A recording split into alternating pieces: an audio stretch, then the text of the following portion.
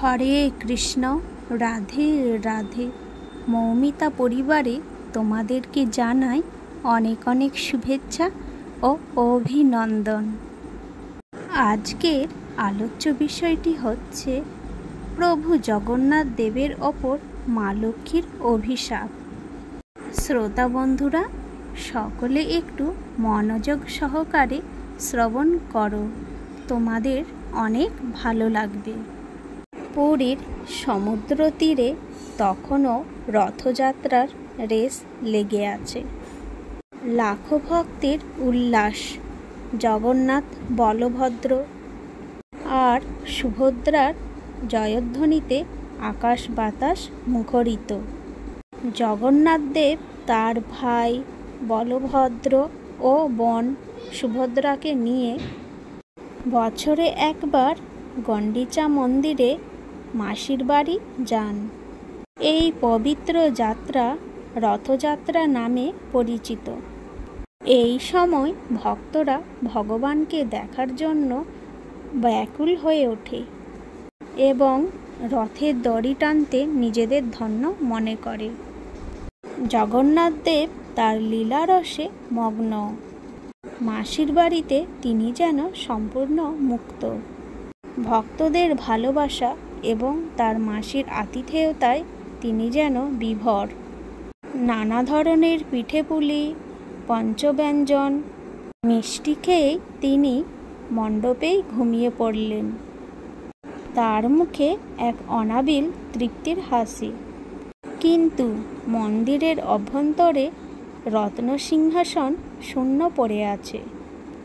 লক্ষ্মী দেবী জগন্নাথ দেবের পত্নী এই শূন্য সিংহাসনের দিকে তাকিয়ে আছেন। তার মনে অভিমান এবং একাকিত্ব বাসা বেঁধেছে। প্রতি বছর রথযাত্রার সময় জগন্নাথ দেব তার মাসির বাড়ি যান, আর এই সময় লক্ষ্মী দেবী একাই মন্দিরে থাকেন। তিনি আশা করেন ভগবান একবার অন্তত তার কথা ভাববেন, তাকে সঙ্গে নেওয়ার কথা বলবেন, অথবা তাকে ফিরে এসে অন্তত সান্ত্বনা দেবেন। কিন্তু প্রতি বছরই একই ঘটনা ঘটে। রথযাত্রা শেষ হলেও জগন্নাথ দেব গন্ডিচা মন্দিরেই থেকে যান, যেন মাসির বাড়িতেই তিনি চিরস্থায়ী বসবাস করবেন। এবছরও একই ঘটনা ঘটল। রথযাত্রা শেষ হলো, কিন্তু জগন্নাথ দেবের ফেরার কোনো নাম নেই। দিন গড়াতে লাগলো। একদিন, দুদিন, 3 দিন, দেখতে দেখতে 7টা দিন কেটে গেল। তবুও জগন্নাথ দেবের ফেরার কোনো লক্ষণ নেই। লক্ষ্মী দেবী তার ধৈর্য ধরে রাখতে পারলেন না। তার সুন্দর চোখ দুটি অশ্রু জলে ভরে উঠল। তিনি জানতেন যে তার স্বামী লীলাময়, তিনি বিশ্বব্রহ্মাণ্ডের পালনকর্তা। কিন্তু এই মুহূর্তে তিনি কেবল এক অভিমানী স্ত্রী। তার মনে হলো তার স্বামী তাকে অবহেলা করছে। মাসি বাড়িতে গিয়ে তাকে একেবারেই ভুলে গেছেন। লক্ষ্মী দেবী তখন তার ক্রোধ এবং অভিমান দমন করতে পারলেন না। তিনি তখন বুঝতে পারলেন এভাবে বসে থাকলে হবে না, তাকে কিছু করতেই হবে।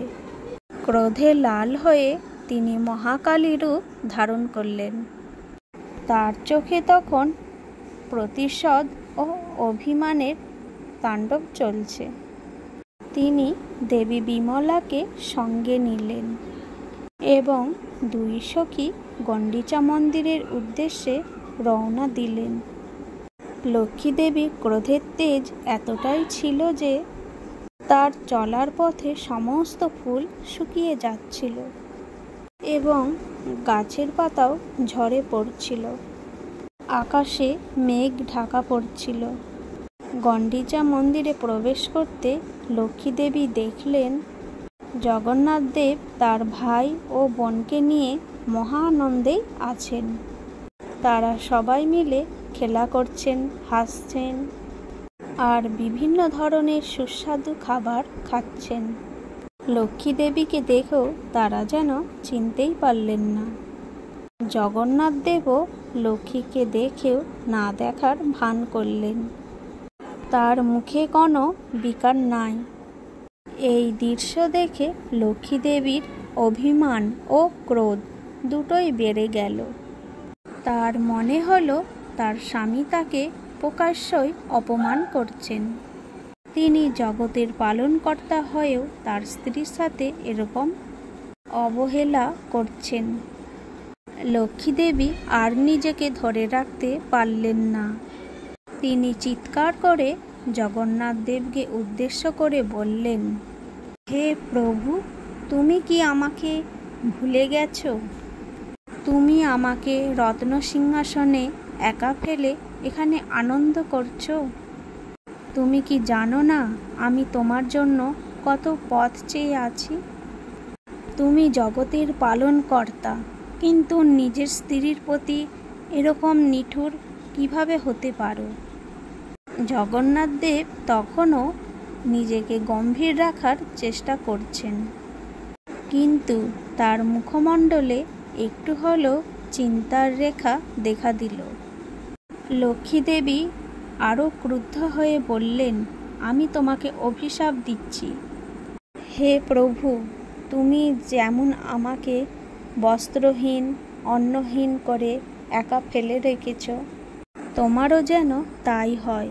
তুমি এরপর থেকে অন্ন বস্ত্রের কষ্ট পাও। তোমার যেন ভাতের অভাব হয়। তুমি যেন সামান্য খাবার পাওয়ার জন্য দাঁড়ে দাঁড়ে ঘুরতে বাধ্য হও। এই বলে লক্ষ্মী দেবী এক ঝটকা মেরে রথের একটি অংশ ভেঙে দিলেন। তারপর সেখান থেকে তিনি ফিরে গেলেন শ্রীমন্দিরের উদ্দেশ্যে। আজকের এই ভিডিওটি এই পর্যন্তই থাকলো। এর পরবর্তী অংশটা আরেকটি নেক্সট ভিডিও নিয়ে চলে আসব তোমাদের মাঝে। এখানেই ভিডিওটা শেষ করলাম। সকলেই ভালো থেকো এবং সুস্থ থেকো, আর প্রেম সে বলো জয় জগন্নাথ ধাম কি জয়।